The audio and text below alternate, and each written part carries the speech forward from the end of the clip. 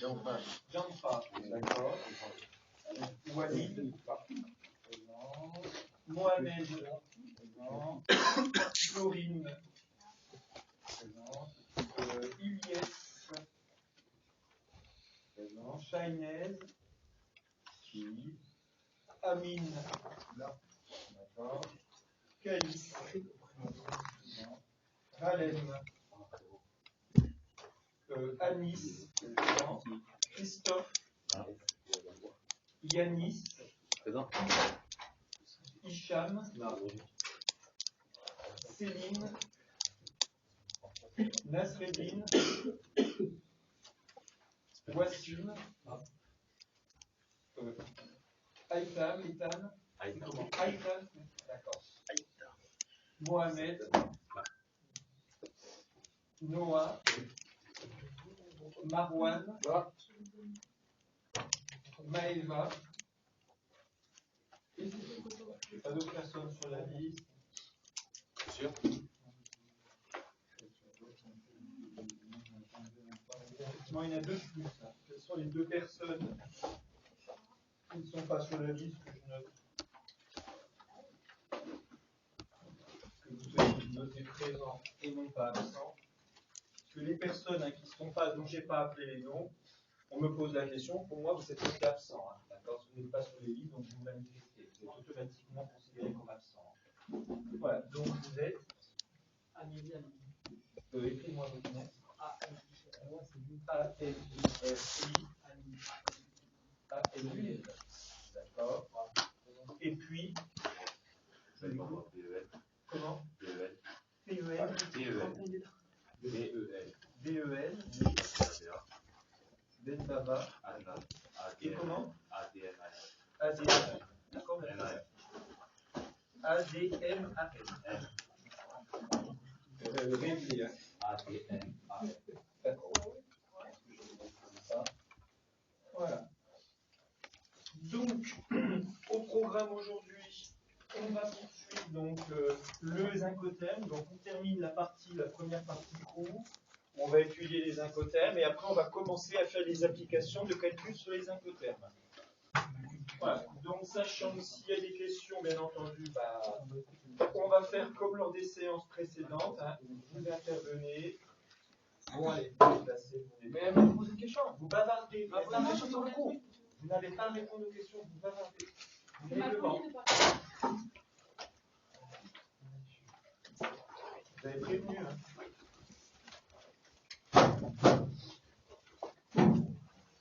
Donc, en général, je ne veux pas partir entre guillemets des casse-pieds à ce niveau-là au niveau de la règle. À partir du moment où on est en cours, à partir du moment où je vous demande le silence, parce que on a besoin de silence pour travailler, vous écoutez, Là, je ne suis pas dans le harcèlement à ce niveau-là, il ne faut pas vous inquiéter. Et il y a un minimum de règles. Je vous demande d'écouter, je vous demande de vous taire, 30 secondes après, vous bavardez. D'accord. Voilà, donc on reprend. Donc là, on en était, donc vous n'hésitez pas, parce qu'au niveau des incoterms, on ne va pas vous louper au niveau de la compréhension, c'est quand même un chose qui est assez important. Donc on va commencer les applications donc, cette semaine, donc peut-être en deuxième partie de séance, et de sûr, demain matin. Donc les deux applications que je vous ai distribuées. On avait fait la première question sur la chaîne logistique. Donc vous apportez les deux applications, on va commencer à calculer les valeurs à terme à partir de ces deux applications. Et ensuite, on passera aux applications sur les pochettes. Donc je vous rappelle que pour demain, vous devez apporter vos deux pochettes. Je vérifie si vous les avez, d'accord, et je pointe ceux qui ne les ont pas. Voilà. Donc, ces deux-là, d'accord, étude de cas, tome 1, BTS, GTLA, étude de cas, tome 2, BTS, GTLA, oui. On va ramener une seule, parce que tu vas en apprendre. Non, mais là, c'est pour vérifier que vous les avez bien. On ne peut pas les prendre en photo chez nous? Non. Je ne suis pas sûr que vous l'ayez, je veux que chacun ait sa pochette. Ah, on peut le ramener pour quand? Pour le moment, il y a une personne qui me les a déjà montrés, deux personnes, je m'en souviendrai. Si vous êtes trop nombreux, il n'y a que vous deux qui les ont là. Moi, je les ai. Montrez-les, ça vous évitera. D'accord. D'accord. Je sais, je les ai aussi. Voilà, faut pas jouer à les citations. Vu qu'on va commencer à l'utiliser la semaine prochaine, automatiquement, automatiquement, quand je vous demande de la porter, la règle, si vous mettez votre pochette, vous partez. Voilà. La règle est simple, là, vous devez apporter votre matériel. Il y aura très peu de choses à apporter. Donc de ce point de vue-là, il faut absolument que vous appliquiez bien les consignes et que vous les écoutiez. Hein. Sinon, ça ne va pas fonctionner. Oui. Une fois qu'on aura commencé les cours avec les pochettes, on devra tout le temps amener les deux pochettes ou Non, chaque fois, je vous dirai laquelle des deux. Et même dans certains cas, je vous donnerai même le numéro de l'application, des applications qu'on fera. Parce que dans certains cas, même, je ne vous demanderai pas d'apporter la pochette. Par contre, très souvent, je demanderai la pochette quand même, jamais les deux à la fois, parce qu'on ne fera jamais à la fois du national et de l'international. Vous prenez au maximum 2 heures par jour. Quand vous aurez 4 heures ou 8 heures dans la journée, peut-être que vous aurez besoin des deux. On sera l'année prochaine. L'année prochaine, vous avez 9 heures par semaine. Voilà. Donc automatiquement, vous allez avoir des journées beaucoup plus longues avec moi. C'est la matière principale. C'est avec moi que vous aurez plus d'heures l'année prochaine, à l'emploi du temps. Voilà, donc de ce point de vue-là, parfois ça pourra arriver qu'on ait besoin des deux pochettes, mais c'est quand même assez rare. Par contre, parfois je vous demanderai de l'apporter en totalité, d'apporter la pochette, parce que parfois, vous verrez, on fera une application, mais vous aurez besoin d'informations qui figurent dans d'autres cas. Au niveau de certaines annexes, certains éléments de réglementation en particulier. Je vous rappelle, on est dans le pôle 2, en particulier sur la pochette tome 1. Automatiquement, vous devez acquérir les connaissances aussi du pôle 1 avec M. Beau. Donc, quand on va commencer à faire des applications sur le transport routier, on va commencer rapidement, vous aurez besoin de certaines informations, certaines connaissances que vous avez faites avec M. Beau. D'accord ? Je vous rappelle que tous les savoirs du pôle 1 sont au programme du pôle 2. Et là où vraiment vous en aurez besoin, c'est toute la partie transport routier. M. Beau parle beaucoup de transport routier. Donc automatiquement, tout ce qui a été fait avec M. Beau, vous devez le connaître. Et nous, vous verrez, ce sera certaines parties du programme qu'on va utiliser systématiquement. C'est tout ce qui est les bases, hein, tout ce qui est caractéristique des véhicules. Hein. Vous l'avez fait ça avec M. Beau déjà? Oui. Les carrosseries, les silhouettes. Vous l'avez fait? On n'a pas tout fini. Vous n'avez pas encore tout à fait fini. Vous êtes amis ou pas? Oui. Ouais. D'accord. Oui, on s'est arrêté sur les premiers. Mais en routier, là pour le moment je suis sur la route. Donc sur la route, vous avez terminé. Le calcul de charge utile, vous l'avez déjà fait ou pas? Pas encore. D'accord. Voilà, donc ce qui signifie qu'on va pouvoir quand même commencer bientôt les différents types d'activités, messagerie, groupage, etc. Vous l'avez fait ça? Vite fait, d'accord. Voilà, donc mais si vous avez entendu parler une fois, on va pouvoir bientôt commencer la route avec moi. Donc, a priori, je vous dirai ça. Je pense que dès la semaine prochaine, pas lundi. Donc, je vous dirai ça lundi. Mais a priori, peut-être dès la semaine prochaine, on va commencer à partitionner les 4 heures en 2 blocs. 2 heures d'international et 2 heures de national. Voilà, on va commencer assez rapidement. Avant les vacances de la Toussaint, c'est quasiment sûr. Peut-être dès la semaine prochaine. Tout dépend au rythme auquel on va avancer. Avant les vacances de la Toussaint,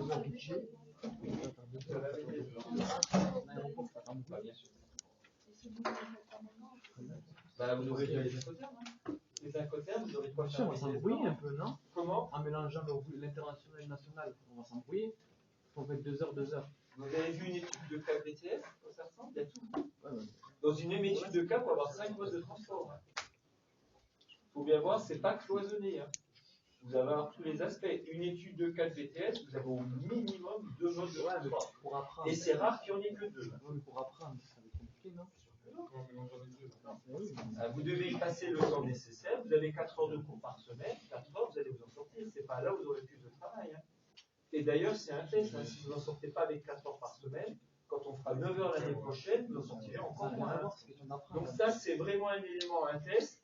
L'idée, vous devez être capable d'acquérir les connaissances sur les 4 heures parce que ce sera le double chaque semaine l'année prochaine. Et vous devrez connaître tout ce que vous avez fait en première année. Hein. C'est vraiment ça, je vous l'ai expliqué en début d'année.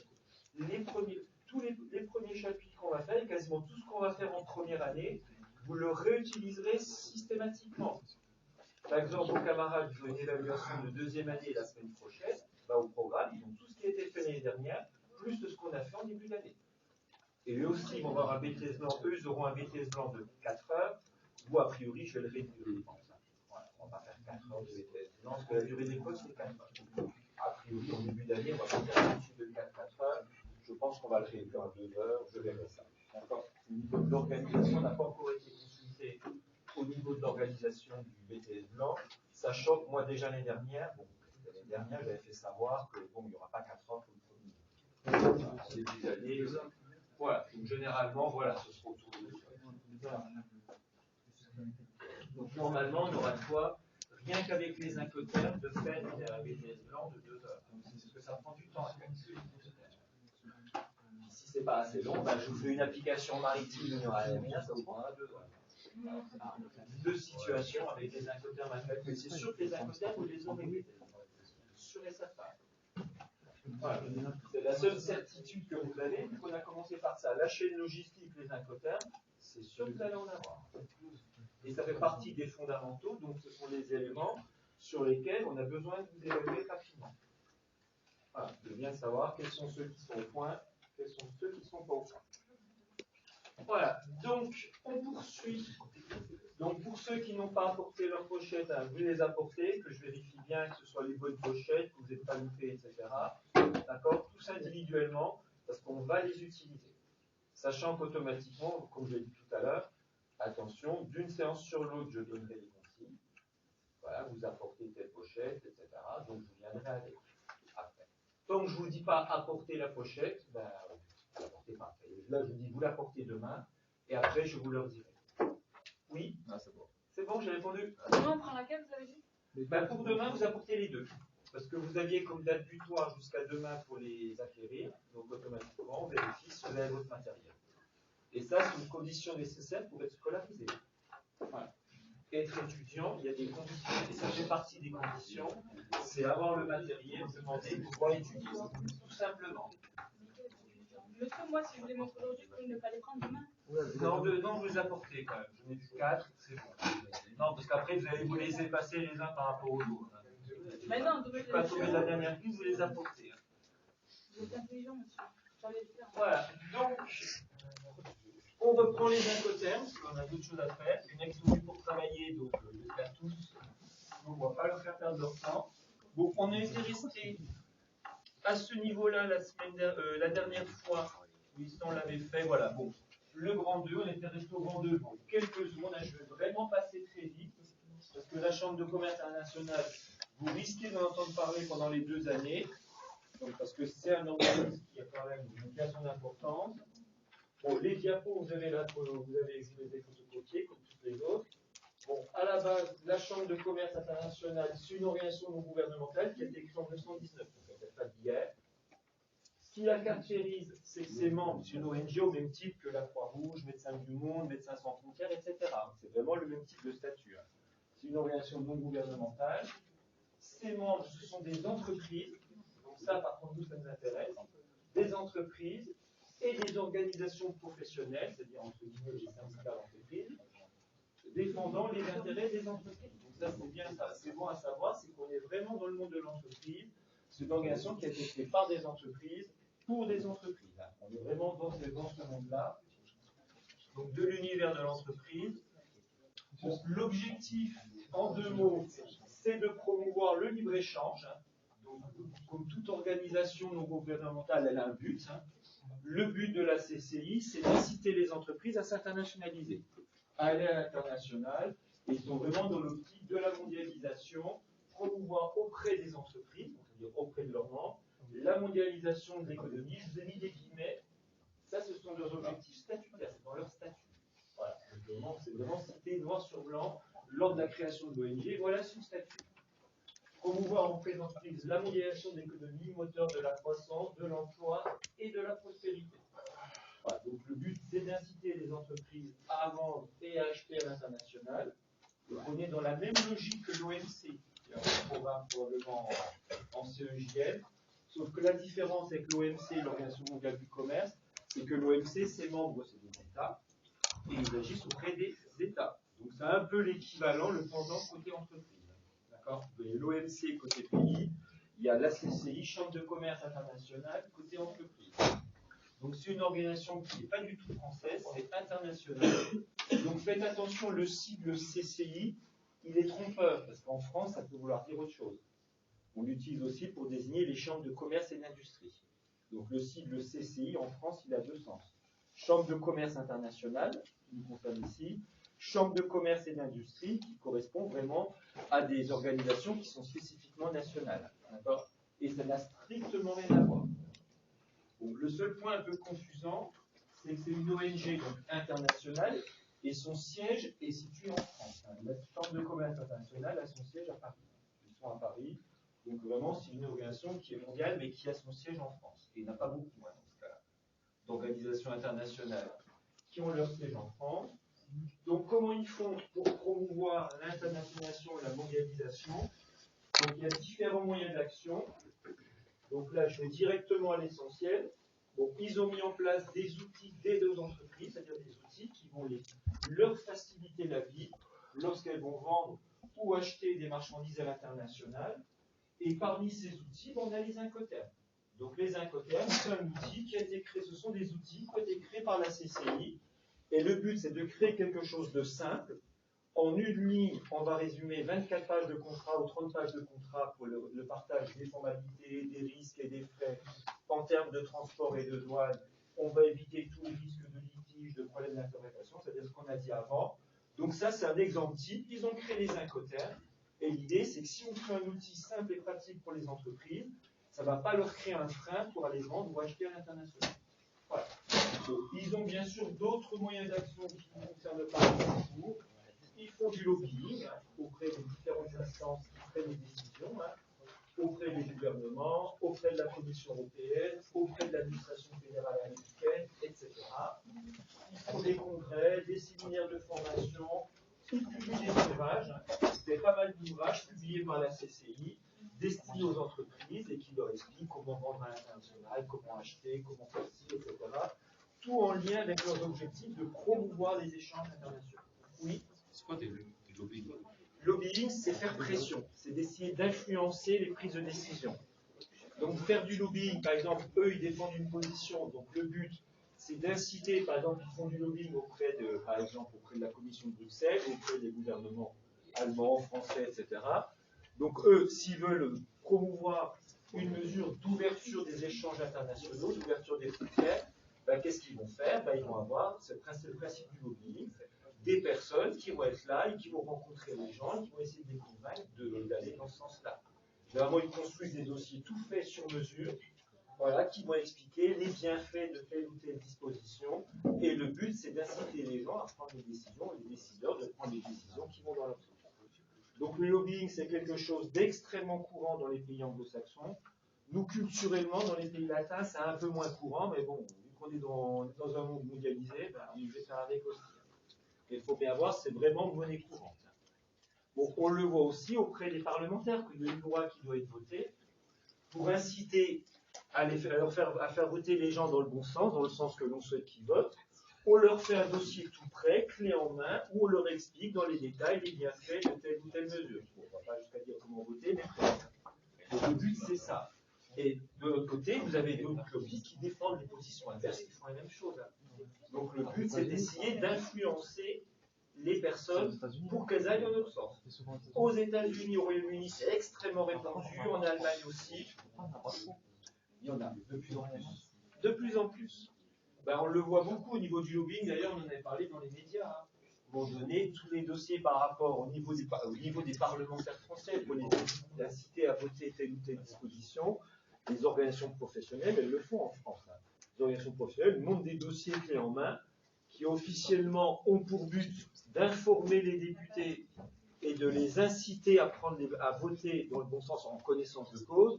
Bon, le but, c'est d'essayer un petit peu de les influencer. Il faut que les personnes qui votent gardent leur regard critique. Voilà. Donc ça, c'est le principe du lobby. Voilà, d'essayer d'influencer la prise de décision. C'est pas faire pression, c'est pas faire des menaces, etc. Mais c'est d'essayer de les informer, etc. et de les influencer. Donc, ils défendent un objectif, ils donnent les moyens d'atteindre leur objectif. Nous, on en reste là pour le moment. L'idée, c'est que les Incoterms, c'est un outil créé par la CCI dans le but d'inciter les entreprises à vendre et à acheter à l'international. Voilà. Vous verrez, lorsque vous serez à l'international dans d'autres chapitres ou dans d'autres entreprises ou ailleurs, lorsque vous entendrez parler de crédit documentaire, de lettres de crédit stand-by, qui sont des instruments de paiement à l'international, c'est aussi mis en place et harmonisé par la CCI. Et ça, c'est aussi très utilisé. Et le plus connu parmi les outils, et de loin, les incoterms, parce que c'est le plus utilisé. Voilà, pas la peine d'en savoir plus sur la CCI. Si vous voulez en savoir plus, vous allez sur leur site internet. L'avantage, vu que leur siège est en France, beaucoup de documents, vous avez, comme toute orientation internationale, tout est en anglais. Mais là, vu qu'ils sont en France, vous avez des documents en français. Le site est en partie en français, donc ça peut être intéressant, parce qu'on n'est pas très à l'aise avec l'anglais. Si vous êtes en Allemagne, ça se prend. Bon, on a de la chance de ce point de vue-là. Oui. Vous pouvez répéter, c'est quoi les incoterms? C'est l'objet du chapitre. Donc, ça, c'est la signification du site. International, I comme international, C comme commercial, terme comme terme. C'est les termes du commerce international. Ça veut dire quoi, en gros, incoterm? Ça veut dire quoi, C'est quoi l'incoterm, en gros? C'est ce qu'on va faire, ça arrive. Non, moi, Ça arrive, ça arrive. Vous me posez la question à la fin du cours. D'accord? Et si vous n'avez pas la réponse, voilà.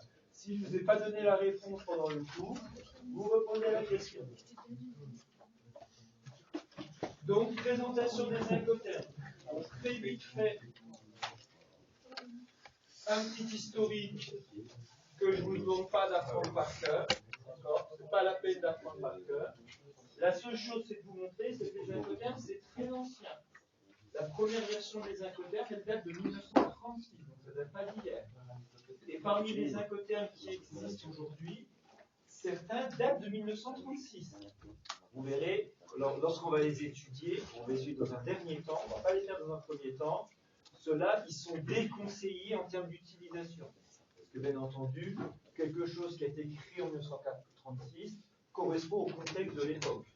Et entre 1936 et aujourd'hui, le transport a changé. On ne transporte pas les marchandises. De la même manière, les marchandises aujourd'hui qu'on les transportait en 1936. Ensuite, il y a eu toute une multitude de révisions, voilà, afin de les actualiser, afin de les adapter aux techniques du transport actuel. Le but, c'est que ce soit opérationnel. Donc, je vous ai mis les dernières révisions, parce que c'est intéressant. Voilà, je vous ai tout mis. La version actuelle, c'est la version 2000. Quand on parle des incoterms, c'est les incoterms 2000. La version 2020. 2020. Version 2020. La version précédente, 2010. La version encore précédente, 2000.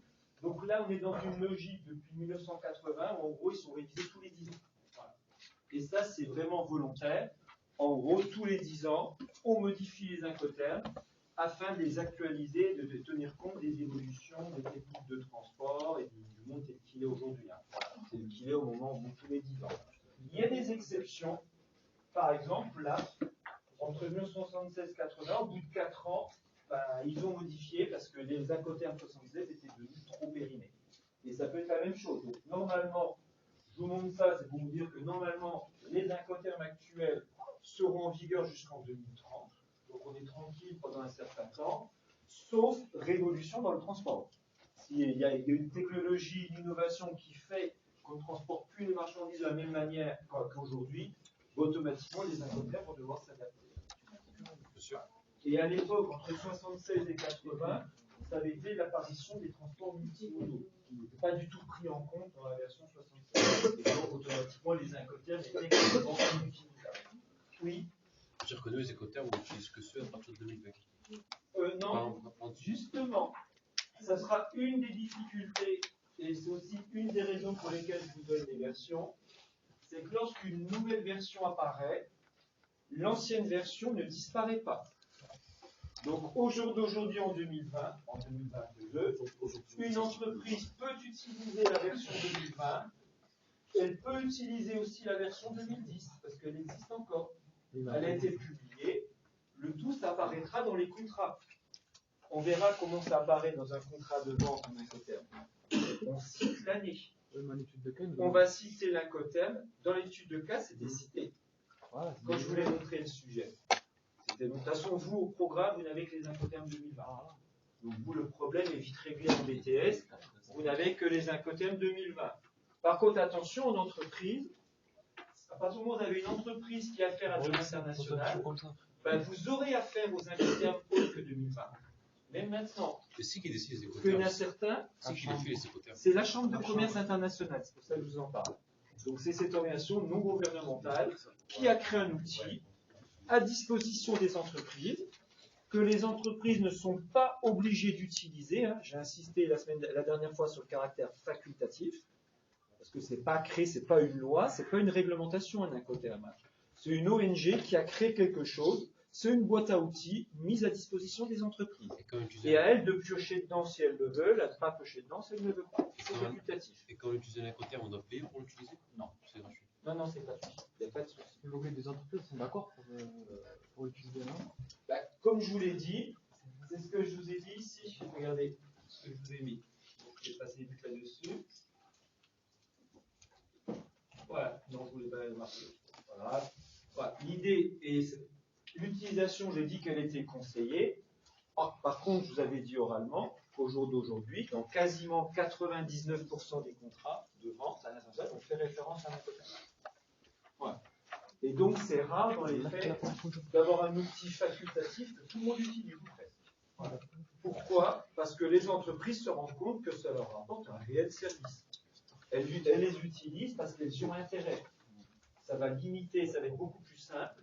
Ça va prendre beaucoup moins de temps de rédiger un contrat, parce qu'il suffit de rédiger une ligne au lieu de 15 pages. Parce qu'en une ligne, on va apporter toute une multitude de réponses à des questions. Donc, c'est ce qu'on va étudier sur toute la chaîne logistique, qui fait les formalités pour chaque opération, qui supporte les risques, qui supporte les frais, transport et douane, et tous les éléments de la chaîne logistique. Donc ça, s'il fallait le rédiger dans un contrat, ça prendrait 15 ou 20 pages. En une ligne, on a répondu, on a été comme si on avait rédigé 15 ou 20 pages. Et c'est la raison pour laquelle les entreprises préfèrent mettre une ligne dans leur contrat plutôt que de rédiger 15 pages. C'est beaucoup plus pratique. Elles ont le choix entre les deux possibilités. 99% choisissent de mettre une ligne plutôt que de mettre 15 pages. Voilà. Parce qu'en une ligne, on va résumer 15 pages. Par contre, une des difficultés, et ça, j'attire votre attention dès maintenant. Donc là, nous, on va étudier les Incoterms 2020. En cours et en étude de cas, on ne fera que du 2020. À l'examen, on ne fera que du 2020. Lorsque vous êtes en entreprise, vous verrez sur le nombre de contrats que vous devrez gérer, il y en aura peut-être 5%, vous allez voir un Incoterm que vous ne connaissez pas. Parce qu'il faut savoir le réflexe de dire non, ce n'est pas une erreur de frappe, ce n'est pas une erreur du client. Vas-y, il a utilisé un Incoterm 2010 ou un Incoterm 2000. Et au jour d'aujourd'hui, on a encore des Incoterms 1980 qui sont assez largement utilisés. Ah, il faut nous les donne, non? Dans ce cas-là, il faudrait que vous alliez voir dans les Incoterms 1980. Voilà, vous pouvez savoir ce que ça signifie. Tout cela, on ne va pas les étudier en cours, les Incoterms 1980. Et parmi les Incoterms à utiliser encore aujourd'hui, qui sont des Incoterms 80, il y a l'Incoterm FOB en aérien, en transport aérien. Ça a disparu en 1990. Certaines entreprises continuent à utiliser des FOB en aérien. Elles le peuvent, puisque c'est un Incoterm 1980. Et ça ne pose pas forcément de litige, hein, parce qu'automatiquement, un FOB en transport aérien, qu'est-ce qu'on fait en cas de litige? On regarde quelle était la dernière version où le FOB aérien existait, de 1980. D'accord? Voilà. Donc automatiquement, et si vous prenez la version Incoterm version 1980, vous allez voir le FOB aérien et vous dites la même chose. Quelles sont les formalités, quels sont les risques, quels sont les frais pour le transport et pour la douane. C'est toujours le même schéma logique.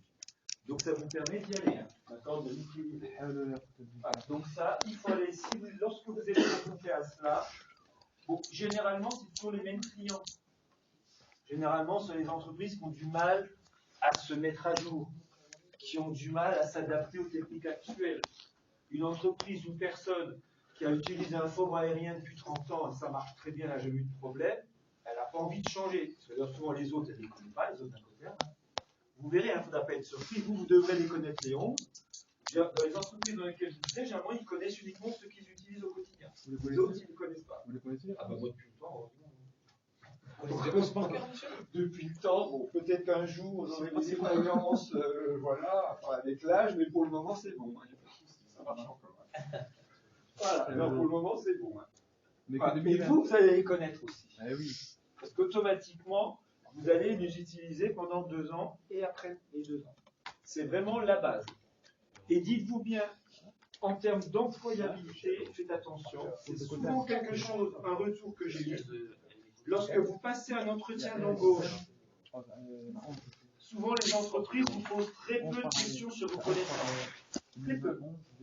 Généralement, c'est une entreprise qui travaille avec des clients à l'international. Très souvent, les seules questions de cours que j'ai de retour au niveau des étudiants, au niveau des questions d'embauche, c'est Incoterm. Ah oui. On leur pose une question sur les Incoterm. Si vous ne savez pas répondre, ils ne l'embauchent pas. Parce que pourquoi les Incoterm? Ça prend du temps à être formé. Il y a des formations, il y a des bacs, il y a des BTS, vous apprenez à les utiliser. Une entreprise, elle n'est pas là pour vous apprendre ce que vous devez apprendre à l'école. Elle est là pour vous montrer ses pratiques à elle. Elle n'est pas là pour vous apprendre ce que vous devez savoir. Et donc ça, souvent, c'est des conditions rédhibitoires. L'entreprise, elle a le choix entre vous et quelqu'un d'autre. Donc on ne va pas vous faire des cours pendant 1 an ou pendant 6 mois pour vous apprendre les Incoterms. L'entreprise, elle va vous montrer comment elle utilise, elle, concrètement. Mais vous, de la base, savoir la signification, ce que ça implique en termes de formalité, de risque et de frais. Si on vous embauche avec un BTS, c'est qu'on considère que vous les maîtrisez, les Incoterms. D'accord? Donc on n'a pas envie de vous les apprendre, on n'a pas envie de payer quelqu'un dans l'entreprise pour vous apprendre les Incoterms. Donc il y a souvent les Incoterms. Si vous avez une entreprise qui a une activité à l'international un peu développée, vous aurez la douane aussi. Et c'est tout, généralement. Il vous posera très peu de questions de cours. Mais c'est des éléments clés, parce que c'est des éléments discriminants qui vont poser problème à l'entreprise. Apprendre de la douane à quelqu'un, ça prend des mois. Former quelqu'un aux Incoterms, ça prend des semaines. Alors que vous formez à certaines techniques du transport, ça prend une demi-journée. Donc, consacrer une demi-journée à vous former, ce n'est pas gênant. Par contre, l'entreprise n'a pas les moyens de vous former pendant 3 mois. Tout simplement. Et ça, c'est le retour que j'ai des anciens élèves. Thématiquement, alors comment ça s'est passé? Généralement, on teste plutôt la personnalité, la motivation, etc. La seule question qu'on m'a posée, on m'a posé un Incoterm. Voilà. Un Incoterm et un seul. Ils ont pris dans hasard, clac, qu'est-ce que ça signifie? Si le candidat ne sait pas répondre, on va pas la suite. L'entretien, on n'a pas 3 heures. Donc c'est important. Le but, c'est de vous montrer que c'est important. Voilà. Donc ils sont adaptés. Nous, on va étudier les 2020. Mais attention, les autres existent et vous y serez confrontés professionnellement d'un moment ou à un autre. Voilà. Donc, en résumé, je vous ai mis sur la diapo les modifications 2020. 2020, c'est une année, la dernière version, il n'y a pas eu grand-chose à modifier. Parce que globalement, entre 2010 et 2020, le transport, finalement, a assez peu évolué. Donc, en gros, qu'est-ce qu'ils ont fait? Ils ont précisé la notion de sûreté qu'on fera dans le chapitre 3 en aérien. Quand on fera l'aérien, ils ont précisé des choses qui n'étaient pas suffisamment claires dans la version précédente. Et ils ont fait quelques petites modifications mineures. Donc en gros, ils ont corrigé les défauts. Ils ont corrigé les défauts de la version 2010. Il n'y a pas eu de révolution entre 2010 et 2020. Il y a une seule modification, c'est qu'ils ont remplacé un Incoterm par un B. Donc si vous voyez un Incoterm DAT quelque part, ça n'existe plus en 2020. Voilà. Bon, en 2010, la réforme a principalement consisté à introduire les notions de sûreté. Entre 2000 et 2010, qu'est-ce qu'il y a eu? Il y a eu les attentats du 11 septembre 2001. Et suite à ça, dans tous les modes de transport, la réglementation sur la sûreté a été renforcée, sur le risque, la prévention, le risque d'attentat. Donc ça, ce n'était pas du tout intégré dans la version 2000. Donc ça a été clairement intégré dans la version 2010, où on vous explique qui doit faire les mesures de sûreté. Vous verrez, c'est le vendeur. Dans la version 2000, la révolution 2000, c'était l'introduction de l'EDI. Je vous ai expliqué l'informatisation, la dématérialisation des documents. Avant 2000, dans la version précédente, un document, c'était obligatoirement un papier. Voilà, il fallait faire du papier. À partir de 2000, le papier peut être remplacé par un message informatique. Voilà. Donc, mais ça date de 2000. Voilà. L'EDI, oui. Comment? Il y en a des nouveaux, je crois. Oui, mais les principes, c'est les mêmes. Après, c'est le contenu, mais c'est le fait de pouvoir, au niveau des Incoterms, on définit quels sont les documents que le vendeur doit produire et que l'acheteur doit produire. Jusqu'en 2000, il devait produire des documents papier. Un message informatique, ça ne marchait pas. Il n'avait pas respecté l'Incoterm.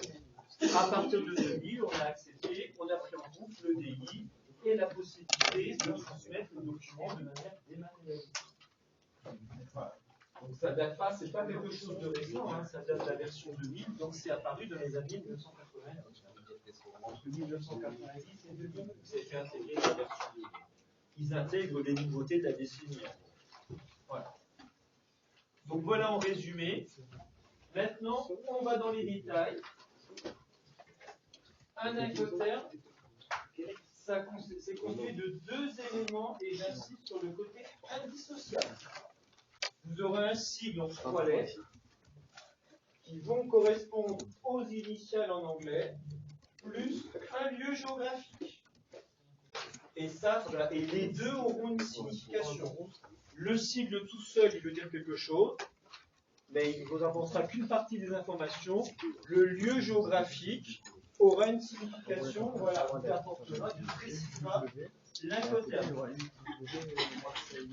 Je vous ai photocopié dès maintenant un petit tableau qui va vous permettre de vous rendre compte de ça. Donc les 11 incoterms, oui. On ne va pas encore les étudier, c'est uniquement les sigles et leur signification. Vous faites passer derrière. 2, 3, 4. Vous faites passer derrière aussi. Ah, mais pas le formule. Non, bah on y arrive, dans son temps. Merci. 3. C'est bon, il faut pas faire 2, 3, 5.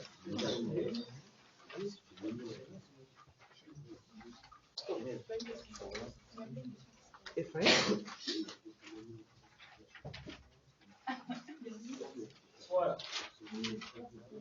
Autant vous les montrer les 11. Bon, pour le moment, vous ne tenez pas compte du titre incoterm polyvalent, incoterm non polyvalent. Je vais en parler dans 10 minutes de ces distinctions. Pour le moment,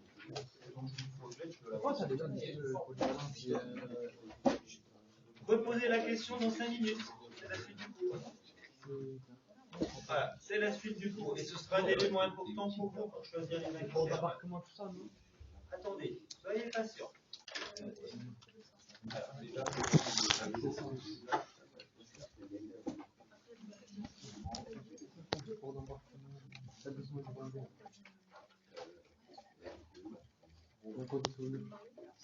Voilà, donc au niveau des incoterms, donc un incoterm c'est un sigle, donc là vous avez le sigle, EXW, mais ce sera toujours associé à un lieu géographique.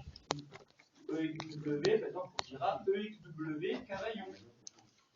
D'accord? FCA, aéroport de Marseille-Provence. CPT, port de Shanghai. D'accord? Un sigle de 3 lettres, plus un lieu géographique. Bon, le lieu géographique, ça peut être une ville, mais ça peut être aussi une adresse précise, ville, avec un numéro de rue, etc. Parce que le lieu aura une signification. On a vu que les incoterms permettaient de séparer les formalités, les risques et frais faits par le vendeur et faits par l'acheteur. Le lieu géographique sera une frontière entre le vendeur et l'acheteur. Tout ce qui est avant le lieu géographique sera fait par le vendeur. Tout ce qui est après sera fait par l'acheteur. Donc, lorsqu'on a besoin de définir un lieu précis, on le définit précisément avec une adresse. Il faut que le vendeur sache clairement ce qu'il a à faire et l'acheteur sache clairement ce qu'il a à faire. Et c'est le lieu géographique qui va vous apporter beaucoup d'informations à ce niveau-là. Le vendeur fera jusqu'à ce lieu-là, l'acheteur fera à partir du même lieu. Donc, EXW, oui, ça c'est tous les incoterms. Là, je vous ai mis les 11. Oui. Là, dans le tableau, vous les avez les 11, il y en a 11 incoterms. Donc, il y en a 7. Là, je les ai mis en 2 catégories. Je vais vous l'expliquer après ce que ça signifie. Parce que ce tableau-là, ça, c'est ce que vous devrez connaître par cœur. En anglais aussi. Les sigles, en français et en anglais. Oui. Parce que dans un sujet d'examen, soit on vous mettra le sigle, soit on vous mettra l'appellation française, soit l'appellation anglaise. On est en transport. Et la langue du transport, c'est l'anglais, c'est pas le français. Je suis désolé, on a l'international. La langue internationale, c'est l'anglais aujourd'hui. Le monde est fait comme ça. Donc, il faut connaître, les entreprises utilisent des appellations anglaises quand je vends à un Chinois, je ne dialogue pas en français ni en chinois, je dialogue en anglais. Et donc les contrats de vente seront rédigés en anglais. Et donc les incoterms, vous aurez les appellations anglaises dedans. Vous n'aurez pas de français. Voilà, donc vous devez les connaître. Et pourquoi vous devez les connaître? Parce que le sigle est construit à partir de la signification anglaise. EXW, ça signifie ex-works. EX comme ex, works, W comme works. Et la traduction française, c'est à l'usine ou départ d'usine, départ entrepôt. D'accord? Deuxième exemple, FCA, le sigle, qui signifie free carrier, F comme free, CA comme carrier, de première lettre. À chaque fois, c'est la première lettre, les deux premières lettres, etc. Mais sur le terme anglais. Donc, si on dit free carrier Port de Marseille, bah, c'est un FCA. Et en français, ça signifie franco-transporteur. Etc. Je vous les passer en revue, d'accord? Après, on va les étudier un par un au niveau du contenu. D'accord, comme ça. Voilà, donc là, voilà les incoterms que vous devrez connaître. Donc, cette feuille-là, vous la gardez précieusement dans une étude de cas. Ça peut servir au niveau d'une question.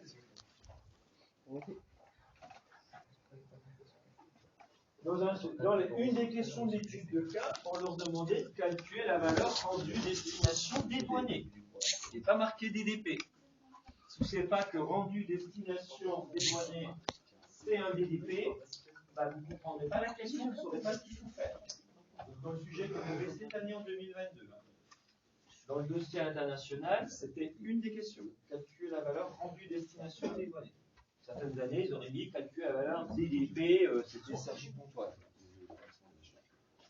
Le biographique, on verra à quoi ça correspond. Et ça, on va le voir lorsqu'on va étudier les incoterms. Voilà, donc même logique, un sigle qui est une abréviation du terme anglais et la signification en français, ça vous devez le connaître. Voilà, si j'en reviens sur la partie cours, voilà, 3 lettres plus un lieu géographique. Grand 4. Les critères de classement des incoterms. Donc l'idée, les incoterms, il y a 3 groupes, 3 familles d'incoterms. Premier groupe, c'est le groupe des EEF. On va regarder la première lettre, tout simplement. Tous ceux dont la première lettre est un E ou un F, ils sont dans ce groupe-là. Et ce groupe, les 3 groupes, correspondent à des points communs entre eux. Donc, une fois qu'on aura étudié les 11 incoterms, on reviendra sur cette logique. Qu'est-ce qui caractérise le groupe des EEF et qui différencie des C et des D? La même chose pour les C. Qu'est-ce qui caractérise et qui différencie des deux précédents? Et pareil pour les D.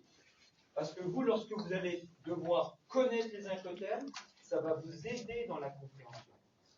Et lorsque vous allez devoir choisir un incoterm, si vous allez aider votre client à choisir un incoterm dans son contrat de vente, votre client il va dire moi je veux ça, je veux ça, je veux ça. Là, avant de choisir un parmi les 11, la première question que vous allez poser, c'est dans quelle catégorie je vais taper. Est-ce que ça correspond au EF? Est-ce qu'il correspond au C? Ou est-ce que ça correspond au D? Ce sera une des 3. Bah, c'est important lorsqu'il faudra choisir un incoterm. C'est le bon. Choisir sur les coterms. Bah, bien sûr. Ah, c'est pas eux qui nous donnaient un comme des coterms. Bah, tout dépend qui vous êtes. Est-ce que vous avez entendu ce que j'ai dit il y a 30 secondes? Lorsque vous allez devoir aider votre client à choisir l'incoterm. Parce que parfois, vous verrez que vous servirez, vous, en tant que transporteur ou logisticien, très souvent, vous allez jouer un rôle de conseil. Et très souvent, c'est comme ça que vous allez conserver vos clients, vous allez les fidéliser. Parce qu'en gros, organiser un transport, et à un moment, tout le monde sait faire. Par contre, ce que recherche un client, c'est une entreprise qui va lui donner les bons conseils, lui faire les bons choix. Et très souvent, vu que vous êtes le spécialiste du transport de la logistique, le client, il sait que vous maîtrisez parfaitement les incoterms, donc parfois, il va vous demander conseil. Et donc, vous, il va après, bien sûr, vous juger sur la qualité de vos conseils. Et vous juger, c'est de savoir, est-ce que je vous garde comme fournisseur ou est-ce que je passe à la concurrence? C'est très important de savoir donner les bons conseils au client et de lui faire les bons choix. Je ne sais plus quel vélo en premier. Ah, allez, peu importe, 1, 2, 3. Oui.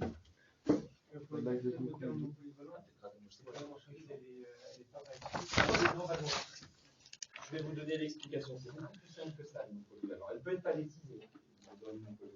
Oui, question? Oui, question?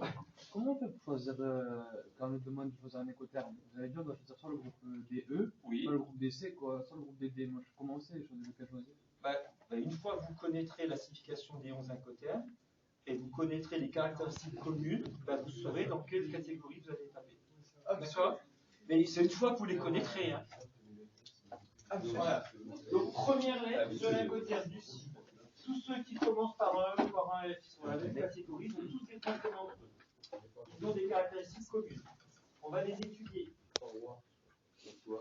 Oui, vous verrez, c'est ce qu'on va faire, c'est le premier qu'on va faire. Vu que c'est le premier de la liste, on va les faire dans l'ordre. Groupe DC, groupe DD. Donc il y a 3 groupes. L'idée, c'est que c'est pas un hasard la première lettre. E et F, C ou D, ça n'a pas été défini à pile ou face. Tous ceux qui avaient des caractéristiques communes, on les a fait commencer par la même lettre. Il n'y a que le E, celui-là on l'a gardé parce qu'il date de 1936. Et pour pas faire le XW, il a été fait en 1936. Donc pour ne pas perturber les entreprises qui ont l'habitude de l'utiliser depuis 50 ans, 60 ans, 70 ans, on n'a pas changé son nom. On l'a gardé, on continue à se XW. Normalement, vous allez et ils ont tout seuls les acteurs. Et en plus, c'est les mêmes caractéristiques que les deux. Par contre, les C ou les D, ça, il n'y a pas de souci. On a défini leur cible. C'était dans un but de dire ça correspond à tous les incothermes qui ont telle caractéristique, telle caractéristique, telle caractéristique, et ça, on va l'étudier. Ah, mais on ne peut pas avoir faux, c'est nous qui choisissons l'incotherme. On ne peut pas avoir quoi? On ne peut pas avoir faux, c'est nous qui choisissons l'incotherme. On ne peut pas avoir quoi? Faux. C'est nous qui choisissons l'incotherme. Si vous choisissez, reprécisez-moi le contexte dans lequel vous êtes. Vous placez dans la peau de qui? De quelle entreprise? Vous êtes qui? L'entreprise, en gros, et on demande. L'entreprise quoi? L'entreprise. Laquelle? L'acheteur. Vous êtes l'acheteur. Si vous êtes l'acheteur, c'est sûr que c'est vous qui allez choisir l'incotherme. Hein. Ah, mais on peut pas avoir faux alors l'incotherme, c'est le. Attendez, laissez-moi terminer ma phrase. Si vous êtes l'acheteur ou le vendeur, c'est vous qui allez choisir l'incotherme à mettre dans le contrat de vente. Lorsque vous allez négocier avec votre fournisseur, un des éléments de la négociation, c'est choisir l'incotherme. Et le contrat, il se fera que si on est d'accord sur l'incotherme. Si le vendeur n'arrive pas à se mettre d'accord sur l'incotherme, ça signifie qu'ils ne peuvent pas commercer ensemble. Donc l'acheteur choisira un autre fournisseur. Sur le sujet de quoi BTS. Sur le sujet de BTS, ça va dépendre des études de cas. Dans certaines études de cas, ce sera une donnée, c'est-à-dire il sera dans le contrat dont vous aurez l'incotherme. Dans certaines études de cas, on va vous demander de conseiller le client sur le choix de l'incotherme. Donc ça peut être une des premières questions. On va voilà ce que veut. Donc voilà, votre client vous dit je veux ça, je veux ça, je veux ça, je veux ça.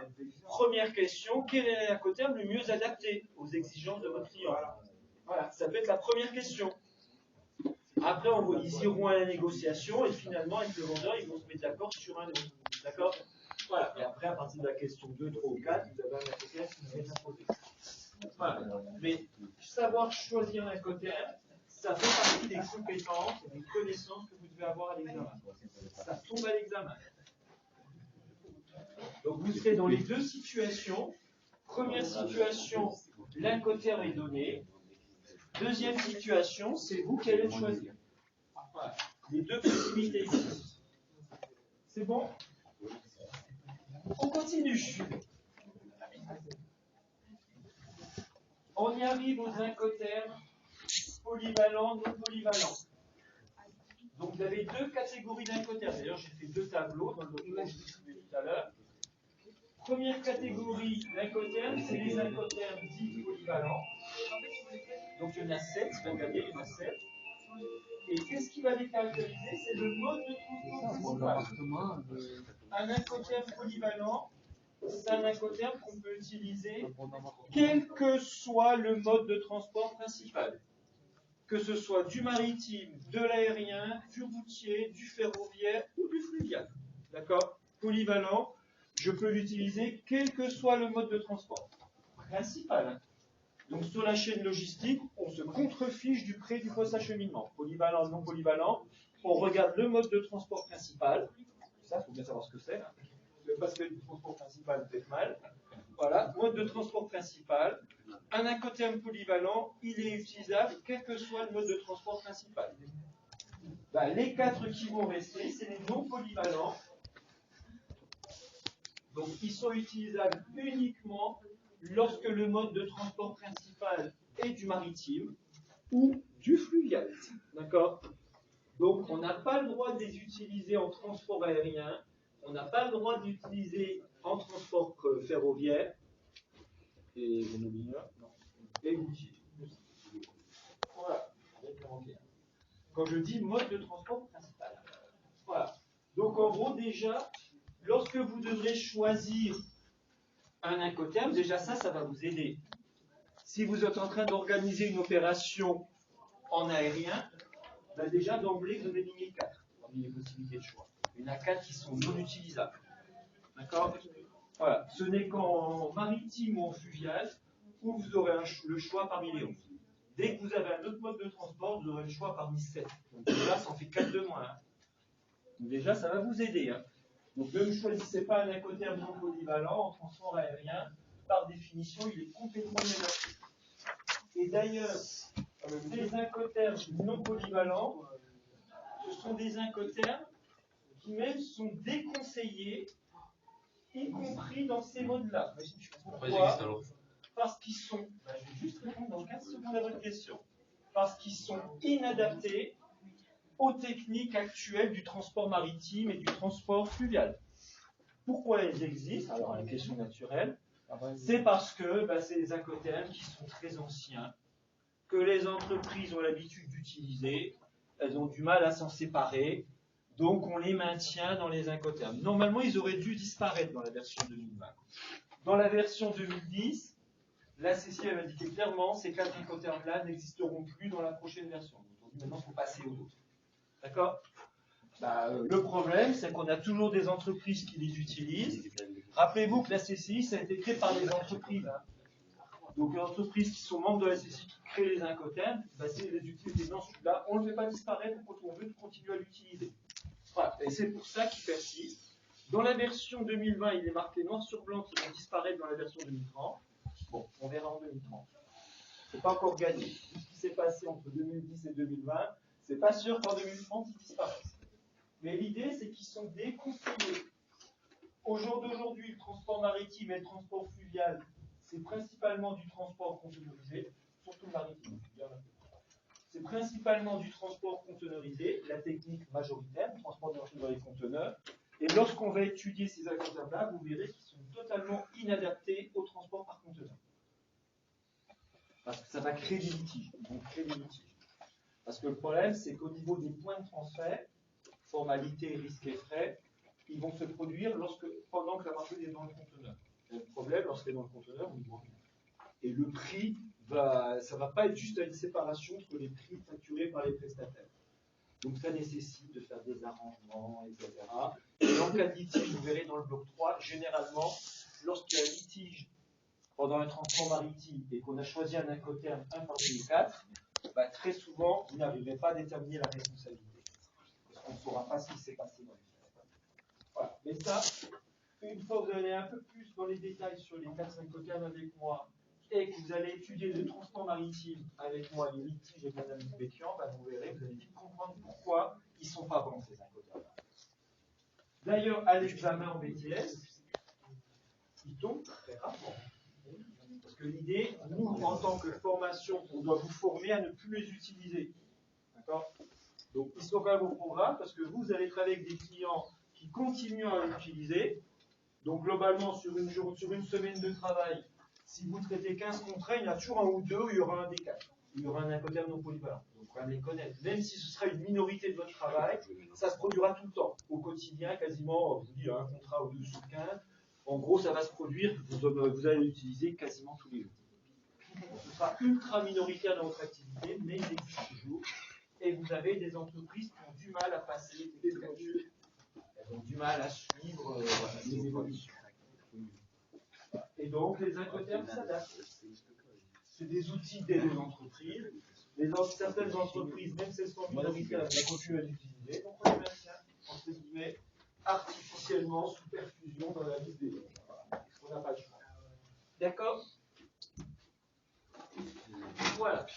Dites-vous que vous, d'un point de vue professionnel, pensez, là je retourne le problème dans l'autre sens. Lorsque vous allez conseiller votre client, que ce soit dans l'incoterm, est-ce que vous voulez passer pour une entreprise moderne, une entreprise ringarde? Moderne.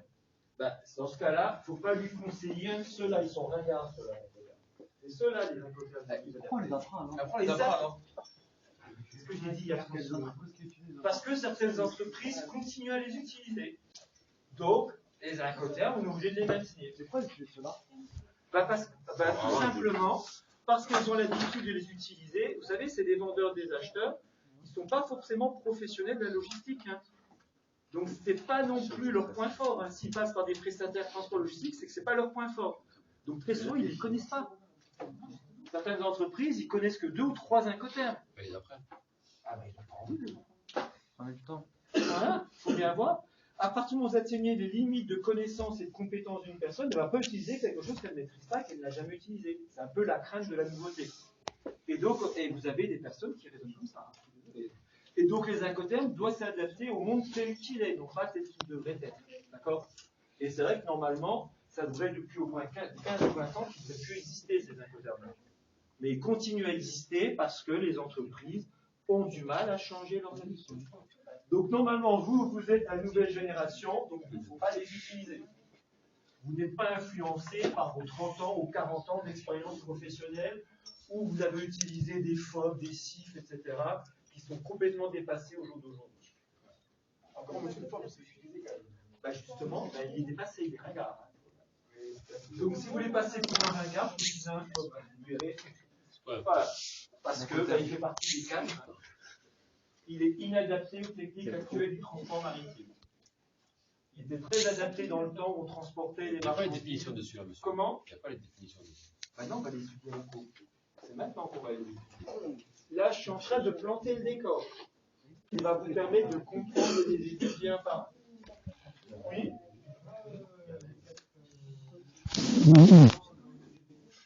Oui, il faut quand même les connaître. Ils sont au programme. Honnêtement, ça fait très longtemps qu'ils sont passés au programme. Les 4 incoterms. Ah ouais, ceux-là, ça fait longtemps. Retrouver un sujet d'examen avec un des 4, dès que je regarde, ça monte au-delà de ma mémoire. Oui. Au cours des 10 dernières années, ils ne sont jamais tombés. Hein. Pourquoi il ne faut plus les utiliser? Donc on ne va pas vous former à vous les utiliser, il ne faut plus les utiliser. Vous serez amené à vous adapter lorsque vous aurez affaire à quelqu'un qui continue à les utiliser. Mais vous, il ne faut plus vous les utiliser. Donc automatiquement, à l'examen, on s'adapte à la réalité. Hein. Ils sont inadaptés, donc on ne va pas vous faire raisonner sur un choix qui est quasiment une erreur du vendeur ou de l'acheteur. On va vous faire travailler sur des choix logiques. On va quand même les étudier. Votre client, il arrive avec un rapport, vous avez dit non, vous ne m'intéressez pas. Vos 10 000 € de prix de prestations que vous proposez, ça ne m'intéresse pas. Donc, vous devez accepter et c'est vous qui allez vous adapter, même si ce qu'il vous demande n'est pas l'idéal. Et en tant qu'entreprise, on vient bien s'adapter. Hein. Pas parce que le client il n'a pas fait, il vous donne des instructions qui ne sont pas forcément les meilleures. Le client, c'est le client, donc il a raison, même lorsqu'il a tort. Voilà, donc il a raison.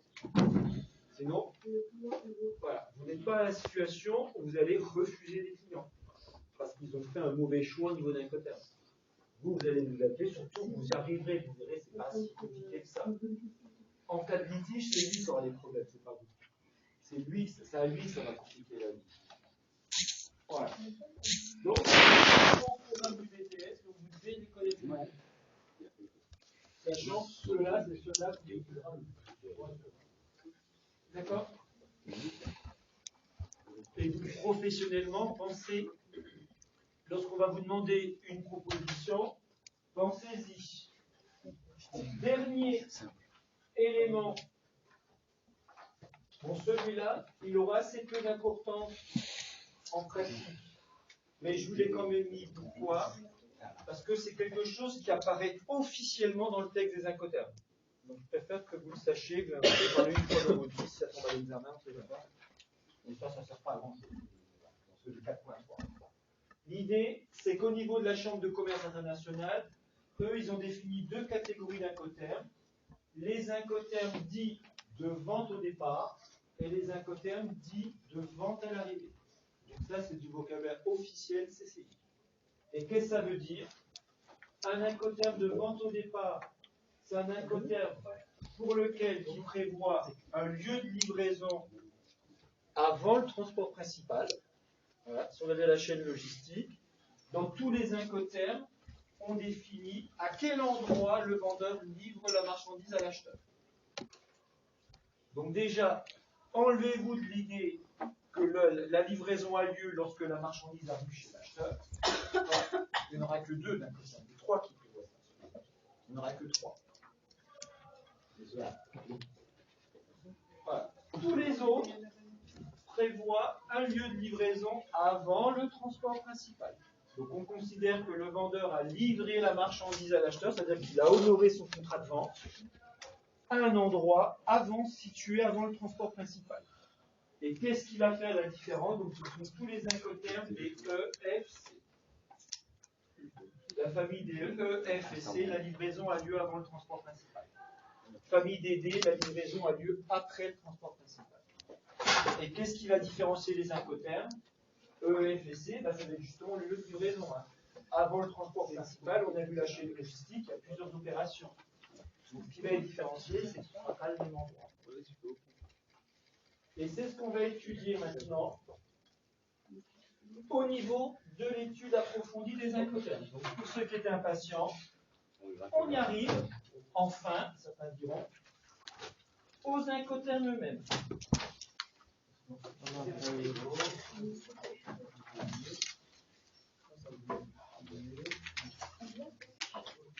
Voilà.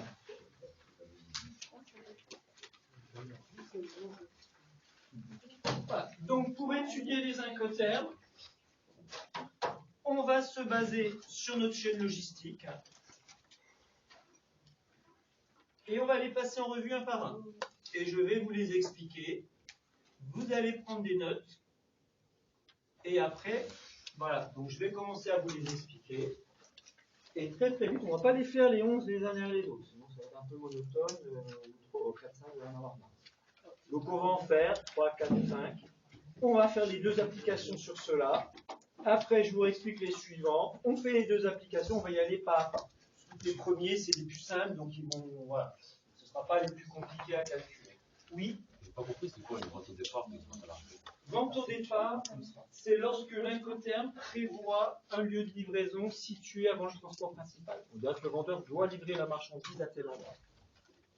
Dans toute vente, en général, même si je sors de l'international, le vendeur, on définit à quel moment le vendeur a rempli ses obligations.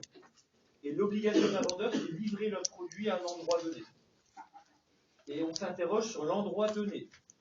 Si vous avez un incoterm qui commence par un E, F ou C, le lieu il sera avant le transport principal.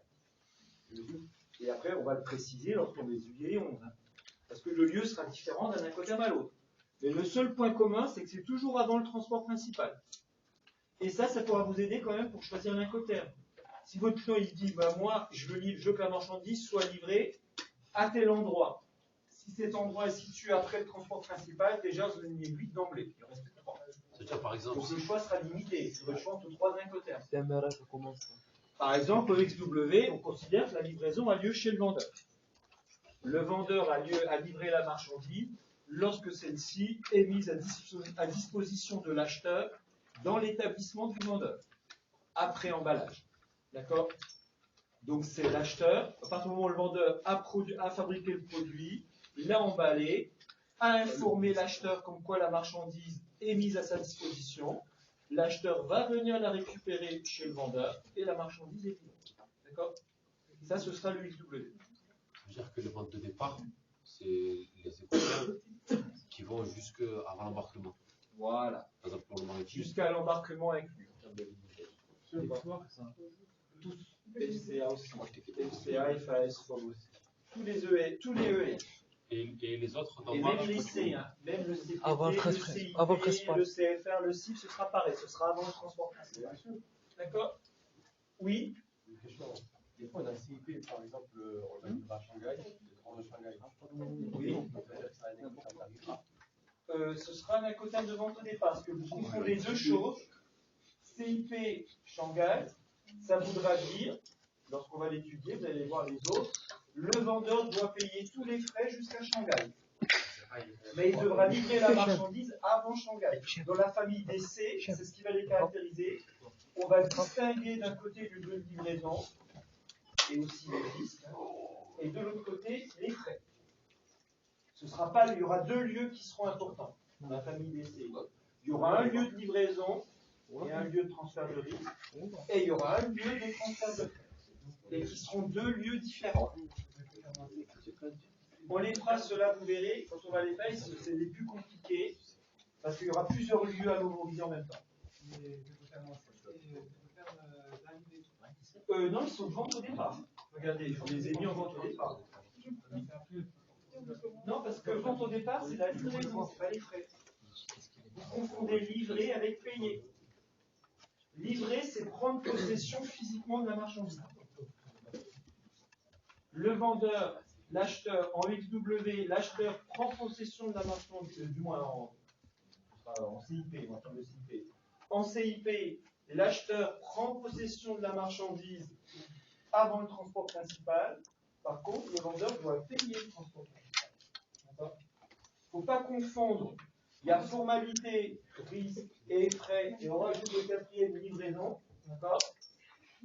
Voilà. Il y a quatre notions qui sont associées aux incoterms. Il y a livrer, c'est ce qu'on est en train de dire en ce moment, accomplir les formalités, supporter les risques et payer les frais. Pour certains incoterms, les quatre lieux seront identiques. Pour d'autres, et ce sera le cas pour les incoterms de la famille des C, les lieux seront différents. Le lieu de livraison ne sera pas le même que le lieu jusqu'où le vendeur paye. Parce que ce sont deux opérations, deux activités différentes. Le fait de livrer, le fait de payer. Ce n'est pas la même action. Livrer, ce n'est pas payer. Monsieur, du coup, les ventes au départ, c'est avant le transport principal. Oui, départ égale avant le transport principal, arrivée égale après transport principal, et pendant, il y en a zéro. Il n'y a aucun incoterm qui prévoit un lieu de livraison pendant le transport principal. Il y en a zéro. Si vous aviez étudié la version de 2000, il y en avait un. Il y avait la livraison pendant le transport principal. Celui-là, il a disparu en 2010. Alors, je vais vous distribuer un petit tableau qui va vous aider à suivre. Attendez, je vais faire comme tout à l'heure. Les explications. Oui. Allons-y. Là, vous l'épelez là. Non, le tableau, c'est une truc. Celui-là.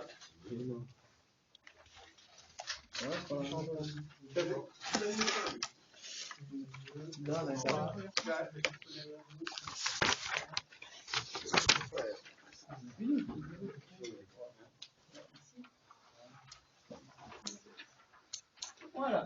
Donc, on va les étudier un par un. Donc, je vais me servir. Il y a les 7, monsieur, non? Attendez.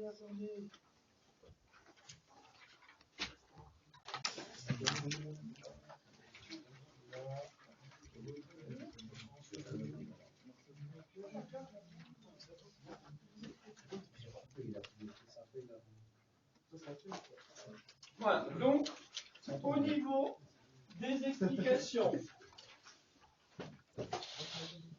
donc déjà les incoterms, on a vu qu'il y avait plein de choses. Il y avait la livraison, les formalités, les risques et les frais. Donc je dis qu'on ne va pas tout faire tout en même temps, on va y aller étape par étape.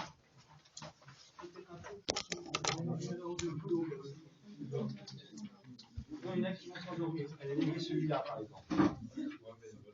Voilà. Comme qu'on puisse lire les notes. Allez, un peu de lumière.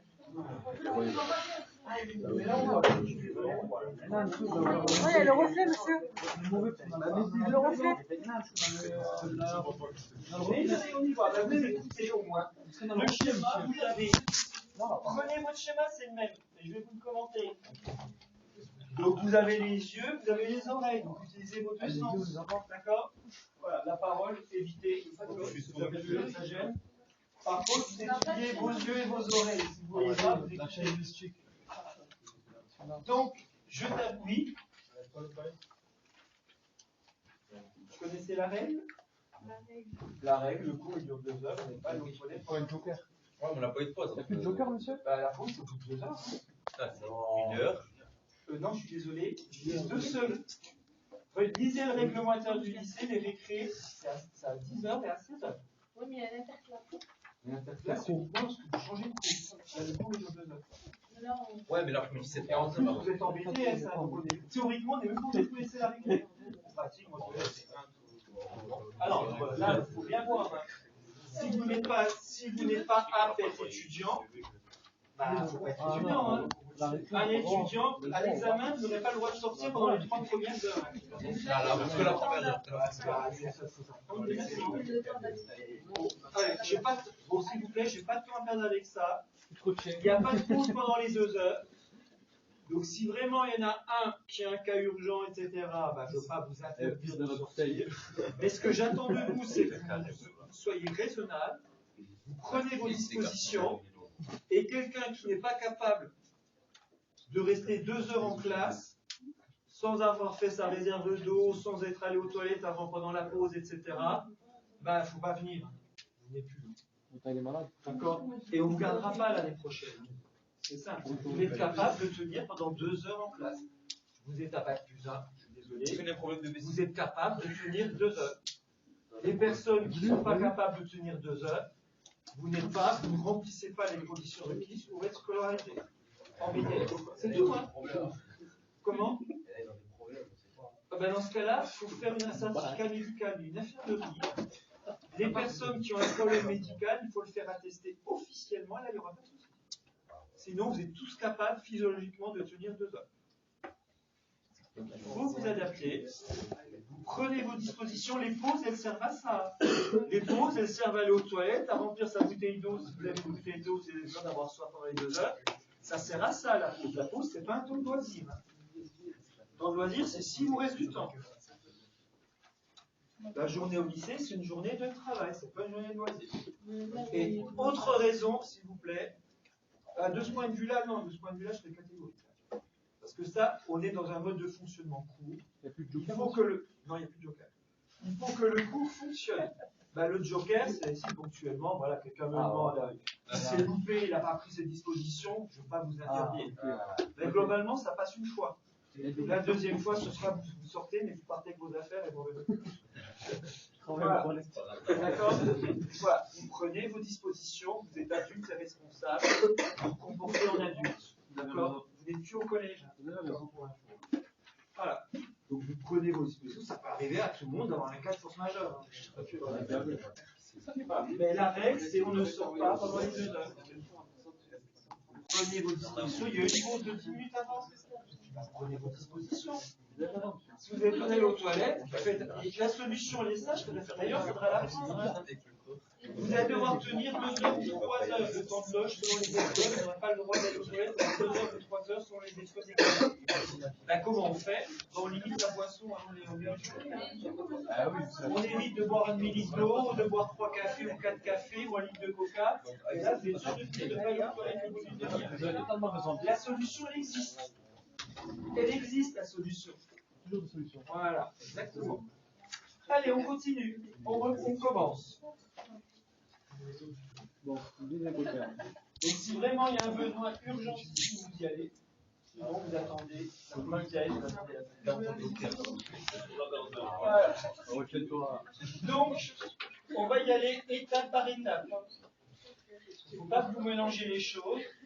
Et là, on va s'intéresser, rappelez-vous les incoterms, il y a 4 choses. Il y a les formalités, les risques et les frais. D'accord? Vous avez bien suivi ce que j'ai dit avant, dans les cours précédents, aujourd'hui et la fois d'avant. Il y a aussi la livraison, dont on parlera. 4 notions que vous devrez connaître. On va commencer par la première notion, qui est la notion frais. D'accord? Donc, quels sont les frais inclus ou non inclus dans le prix de vente? Donc, on va étudier tous les incoterms sur l'aspect frais et uniquement l'aspect frais. D'accord? Pourquoi? Parce qu'en étude de cas, nous, en pôle 2, c'est de ça dont on aura le plus besoin. Donc, on commence par ça. Il faudra que vous le maîtrisiez parfaitement. Après, on étudiera les risques. Parce que ça, les risques, vous allez avoir besoin avec Mme Dibéchian. Et après, on fera le reste. Et c'est peut-être même pas en première année qu'on le fera. Parce que déjà, ça, vous verrez, il y aura pas mal de choses. Et on va procéder au niveau des frais en 2 temps. Dans un premier temps, on va s'intéresser aux incothermes polyvalents, donc les 7 incothermes modernes, et les 4 incothermes ringards, on les fera en dernier une fois qu'on aura fait les polyvalents. D'accord? On ne va pas les faire en même temps. Parce qu'il y a une hiérarchie entre les incothermes. Il y a ceux qu'il faut utiliser et ceux qu'il ne faut pas utiliser. Donc on va commencer par apprendre. Je veux que vous maîtrisiez en priorité ceux qu'il faut utiliser. Et après, on verra dans un deuxième temps ceux qui sont déconseillés en termes d'utilisation. Donc le premier, si vous prenez le tableau que j'ai distribué tout à l'heure, c'est le premier de la liste. D'accord, EXW. Bon, attention. Donc EXW, le lieu géographique, rappelez-vous, un coterne, c'est un sigle plus un lieu géographique. D'accord? Donc le lieu géographique, à quoi il va correspondre? En EXW, il correspondra toujours à la même chose, ce sera l'établissement du vendeur. Par exemple, sur ma chaîne logistique, où on faisait Avignon, Marseille, Shanghai et Pékin, EXW, ce sera un EXW Avignon. Et si on précise l'adresse, c'est l'adresse du vendeur. D'accord? Donc, que prévoit le EXW? Donc, au niveau de médiapositive, bon, je vous ai repris la chaîne logistique, celle du groupe, hein, c'est la même, elle n'a pas changé. Je vous ai mis en rouge, toutes les opérations qui sont non incluses dans le prix de vente de la marchandise. D'accord? Donc, tout ce qui n'est pas inclus dans le prix de vente. Et en jaune, ce qui est inclus dans le prix de vente. D'accord? Donc, EXW, c'est le plus simple. Si on regarde au niveau de la chaîne logistique, aucune opération logistique n'est inclue dans le prix de vente. Donc, si on a une vente, un prix de vente, par exemple, dans un contrat de vente de $10 000, EXW Avignon, que le vendeur ne va rien payer d'un point de vue logistique. Et dans les $10 000, vous n'aurez uniquement d'inclus, passez le deuxième tableau, la marchandise et l'emballage. Donc, je vais jongler entre les deux tableaux. Hein. Oui, mais bonne marchandise nue, c'est sans emballage. Attendez, moi je vais pas sortir. Oui, marchandise nue, c'est sans emballage. Ah, je vais pas sortir.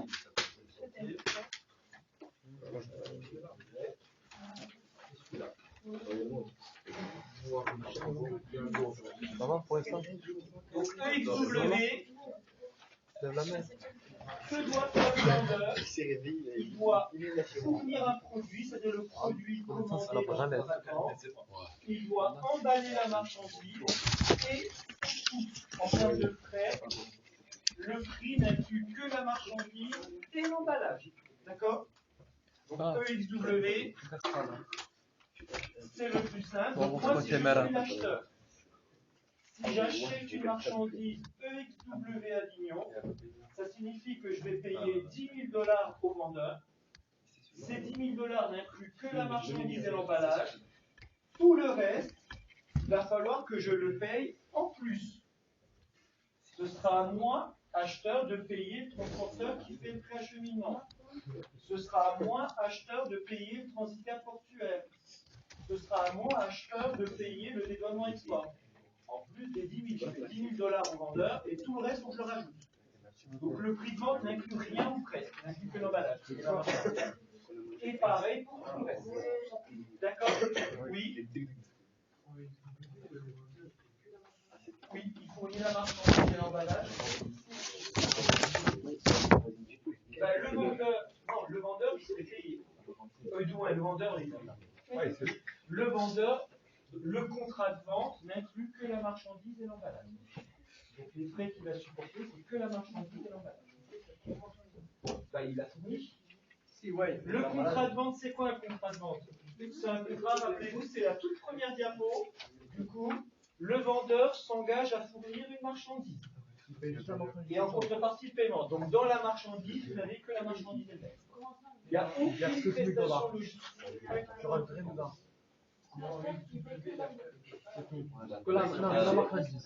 C'est même ce qui va lui coûter le plus cher. Hein. Si j'achète une marchandise à un fournisseur chinois, s'il me vend la marchandise 10 000 $, je vais le payer 10 000 $. Ben, le vendeur, il encaisse ces 10 000 $. Lui, il livre le produit. Et ben, l'acheteur, il paye 10 000 $. D'accord ? Le vendeur fabrique le produit, l'emballe, le met à disposition de l'acheteur dans ses locaux, dans son usine à lui de vendeur. Ah oui, non, XW, rien n'est inclus. On verra. En termes de frais, rien n'est inclus.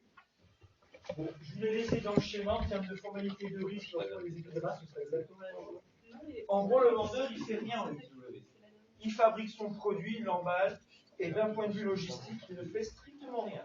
C'est à l'acheteur de s'occuper de toute la logistique, et c'est à l'acheteur de payer tous ces frais-là, en plus de la marchandise. Est-ce que c'est bon? Non. De la mettre sur la marchandise. Oui. Oui. Mais ça ne va pas représenter un coût. Oui, ouais, j'ai dit que. On est au niveau des frais. La mise à disposition, c'est la marchandise est prête sur mes quais, vous pouvez venir la récupérer telle date à telle date. Et c'est l'acheteur qui vient la récupérer. D'accord? Donc c'est l'acheteur qui va devoir choisir un transporteur qui fait le préacheminement, négocier le contrat de transport et le payer. Le transporteur routier qui va faire le préacheminement entre Avignon et Marseille, par exemple, ben, il sera payé par l'acheteur chinois. Parce que c'est un XW Avignon. Un XW Avignon, le vendeur ne paye pas le préacheminement. Le vendeur ne paye pas le dédouanement export. Le vendeur ne paye pas le transport portuaire à l'embarquement. Et il ne paye rien de tout ça. Tout ça, c'est à comment ben, le produit fabrique le produit. Voilà. Moi, si je suis un fournisseur, admettons, si je vous vends du matériel électronique, qu'est-ce que je fais? Moi, le contrat de vente, je vends sur tant de quantité de matériel électronique, ben, je le fabrique, je l'emballe. Ça, c'est un XW.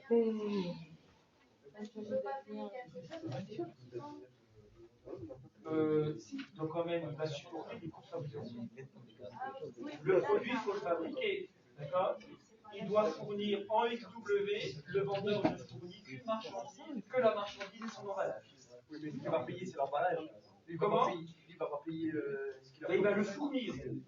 Ben, c'est pas gratuit, hein, l'emballage. Rien n'est gratuit. Hein. Non, mais le produit, il faut le fabriquer, l'emballage, il faut le soit fabriquer, soit l'acheter. Hein. Et justement, l'incoterm XW, nous rappelez-vous, ce qui nous intéresse, c'est la chaîne logistique, c'est le transport et la douane. En XW, le vendeur ne paye rien d'un point de vue logistique. C'est tout l'acheteur. Rappelez-vous, revenez à la raison d'être de l'incoterm. Qui s'occupe de la logistique? Qui s'occupe de la chaîne logistique? Est-ce que c'est le vendeur ou est-ce que c'est l'acheteur? La réponse en XW est simple, c'est l'acheteur qui paye de A à Z. Le vendeur ne paye rien d'un point de vue logistique. La marchandise au départ elle est en Chine, par exemple, elle a pas de prix. Quand on l'a livrée à Pékin, là, le vendeur ne paye rien entre Avignon et Pékin. Voilà. Toutes les factures seront envoyées à l'acheteur. Est-ce que c'est compris? Dans le train, mais chaque chanson,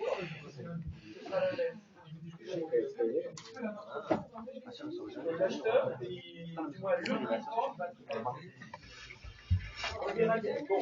Bon, s'il vous plaît, on va y aller étape par étape. On est en train de faire le XW. On va faire les suivants.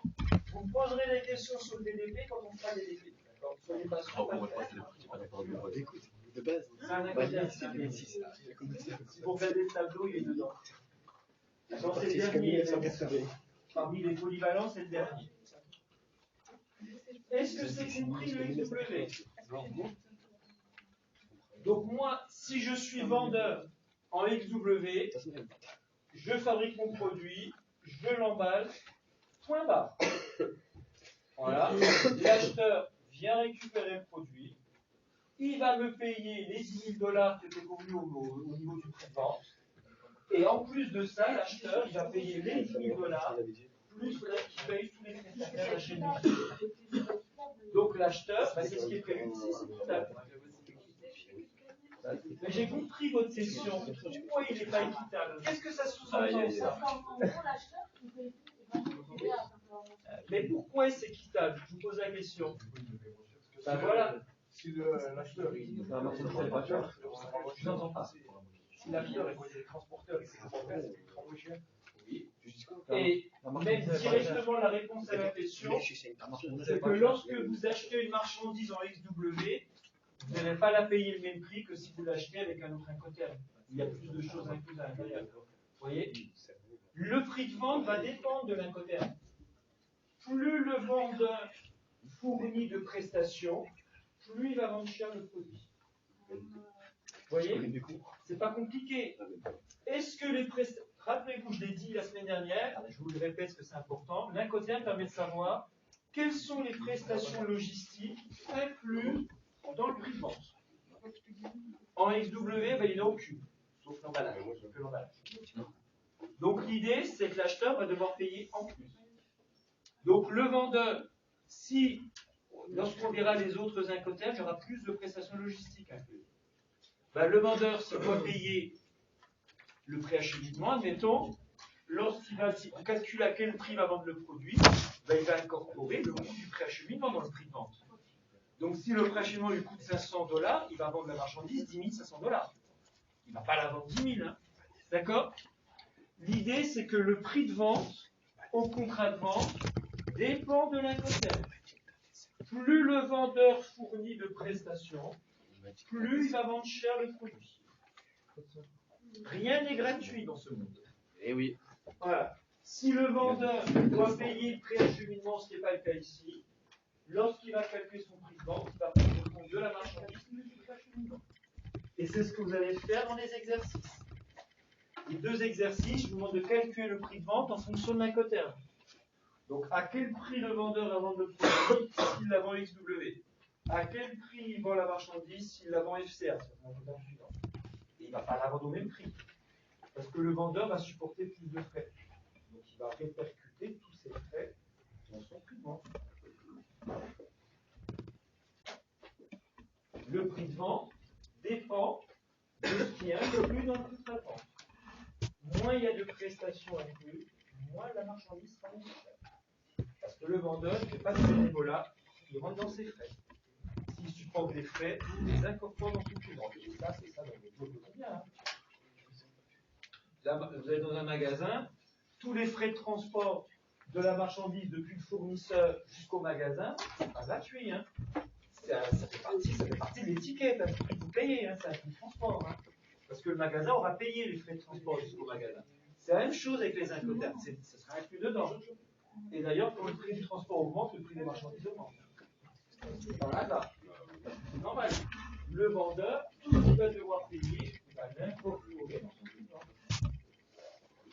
Le vendeur, lui, il a un objectif de marge qui est donné. S'il fournit plus de prestations, ces prestations, il va les inclure dans le prix de vente. Il va en tenir compte comme n'importe quel poste de coût. Le contrat de vente va me générer tant de coûts. Je prends une marge de temps, je vends mon produit du temps. Et plus le vendeur va supporter de frais, plus il va vendre cher le produit. Et l'Incoterm définit quels sont les frais logistiques inclus ou non inclus dans le prix de vente. Cette phrase-là est la plus importante. Quelles sont les opérations logistiques incluses ou non incluses dans le prix de vente? Sachant que le vendeur s'il paye le transport, il va le refacturer en vendant le produit. Comme toute entreprise qui vend des produits.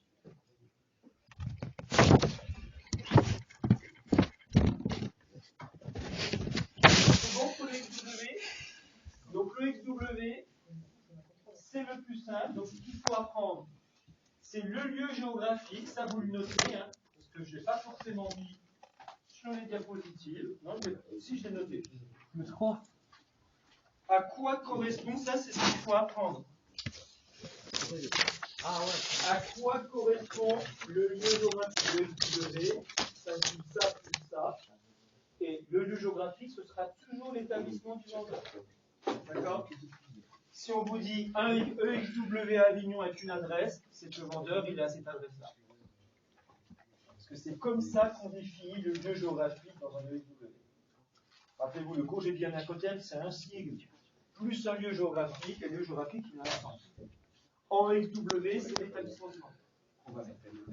Pour les autres incoterms, vous verrez, pour certains, ce sera la même chose, pour d'autres, ce sera un autre lieu. On passe à l'incoterme suivant. Monsieur, Oui. c'est au niveau de dollars qu'une entreprise française peut recevoir en dollars ou bien en euros. Ah, on peut vendre n'importe quelle monnaie. Hein. En France, il n'y a pas de contrôle d'échange, hein, donc on peut choisir n'importe quelle unité monétaire. On peut vendre en dollars, on peut vendre en yens, on peut vendre en yuan, on peut vendre en euros, etc. D'accord? Il n'y a pas de souci à ce niveau-là. Maintenant, le deuxième, le FCA, établissement du vendeur. FCA, si vous regardez le tableau avec les chiffres, ça signifie franco-transporteur, flux carrière en anglais. Et si vous regardez ce qui est inclus, il y a une petite case qui est passée en jaune, c'est le dédouanement export. Comment? Oui, monsieur, c'est la même chose. Ah oui, c'est la même chose. Non, attendez-moi, j'ai oublié de vous dire. Parce qu'il y a les mêmes. La feuille, c'est la même chose. Voilà. Recto verso. Il y a une différence. D'un autre côté, il y a marqué transport maritime. Et de l'autre côté, c'est transport aérien. Il n'y a que le mode de transport. On a vu que les deux chaînes logistiques étaient légèrement différentes. Donc, je vous ai repris la chaîne logistique en maritime. Et je vous ai mis au verso en aérien. C'est la même chose en plus simple. Il y aura moins d'opérations. Il y aura moins d'opérations. Donc, je vous ai fait un tableau maritime et en aérien. Et là, on est auquel, là? Là, au tableau, regardez, c'est la chaîne logistique, c'est la même. L'aérien, C'est le maritime. Donc, si je prends le FCA, il y aura FCA. Si vous regardez le tableau, il y en a plusieurs de FCA. Pourquoi? Parce que FCA, ce n'est que la moitié d'un incoterm. Un incoterm, c'est un sigle plus un lieu géographique. Et donc en FCA, il existe plusieurs possibilités concernant le lieu géographique. Il faudra bien faire attention et ça n'aura pas le même sens. Oui. Ce sera l'aéroport d'embarquement. Bon, pour le moment, j'en suis au FCA, établissement du vendeur. Donc, dans mon exemple, ce serait un FCA Avignon. D'accord? On peut vendre une marchandise EXW Avignon. On peut la vendre FCA Avignon. Qu'est-ce qui va changer? Je termine l'explication et après je réponds aux questions. Qu'est-ce qui va changer en FCA Avignon par rapport à EXW Avignon? C'est qu'en plus, le vendeur devra payer le dédouanement export. D'accord? Tout ce qui est formalité pour dédouaner, toutes les formalités en douane à l'exportation devront être payées par le vendeur. Donc, il va fournir une prestation en plus. Le vendeur dans le contrat de vente, qu'est-ce qu'il vend? Il vend la marchandise, l'emballage et le dédouanement export. Le contrat de vente porte sur les trois prestations. Marchandise, emballage, dédouanement export. Parce que c'est un FCA. Le FCA, c'est ce que prévoit le CAC. Oui. Il ne va pas le rajouter. Il va le payer indirectement. Parce que si je prends le même exemple, moi je suis vendeur. Si je sais que le dédouanement export va me coûter 100 €, mon produit, 100 $. 100 $. Si je sais que, voilà, je sais que je vais vendre FCA, ben le produit, je ne vais pas le vendre 10 000 $. Hein. Je vais le vendre 10 100. Parce que moi, je sais que vendeur, je vais devoir fournir le dédouanement export, je vais devoir le payer. Donc moi, je ne suis pas idiot, je ne vais pas le prendre sur ma marge. Hein. Donc le même produit, si je dois payer le dédouanement export, je vais le vendre plus cher. Et ça, c'est une règle de base du commerce international. On répercute les coûts. Le but de l'entreprise, c'est qu'elle fasse un bénéfice sur l'opération. Et même si c'est un minimum, le fait de vendre FCA à Avignon, je vais même peut-être en profiter pour prendre une petite marge sur le dédouanement. Si moi, il va me coûter $100, je vais facturer 110. Et donc, ça va me permettre de prendre une marge de 10. Ah, si, c'est l'intérêt de fournir le dédouanement export. C'est de prendre une marge non seulement sur le produit, mais aussi sur les prestations logistiques. C'est l'intérêt de l'Incoterm en fonction de l'Incoterm. Et ça, déjà pour le moment, il faut déjà dans un premier temps que vous compreniez ce que veut dire chaque Incoterm. Et après, on verra ce que ça implique. Est-ce qu'on a intérêt à vendre des FCA plutôt que du W, etc. Ça, on va l'évoquer. Mais déjà, il faut d'abord que vous le connaissiez. Mais déjà, une petite idée. Lorsque je vais négocier un prix de vente avec mon client chinois, si je sais que je vais devoir fournir le dédouanement export, ben je vais l'incorporer dans mon prix de vente et je vais peut-être en profiter pour prendre une marge dessus. Au même titre que je prends une marge sur le produit, je peux prendre une marge sur les autres prestations que je fournis. Et très souvent, on ne le vend pas à prix tout le temps. C'est l'intérêt de fournir, si je me place du point de vue du vendeur, l'intérêt de fournir le dédouanement export, ça va me permettre de prendre une marge dessus. Ça va me permettre de proposer un service additionnel à mon client. Ça lui évitera que de le payer. Donc ça lui fera une opération au moins à faire, donc ça va m'intéresser. Et en plus, moi, ça me permettra de prendre une marge dessus. Donc le but, c'est d'essayer d'avoir un client, de le garder, de le fidéliser, etc. Et donc l'idée, vous allez lui fournir le plus possible de prestations. Et vous, éventuellement, ces prestations-là, si vous pouvez vous permettre de marger dessus, ben, vous allez prendre une marge dessus. Voilà. Après, tout dépend de votre niveau de compétitivité. Oui. Donc, dans le tableau, donc préacheminement, ça va pas avec le FCA établissement de vendeur. Là, après. Regardez le tableau, il est ligne par ligne. Je vais vous le commenter. Le mode d'emploi.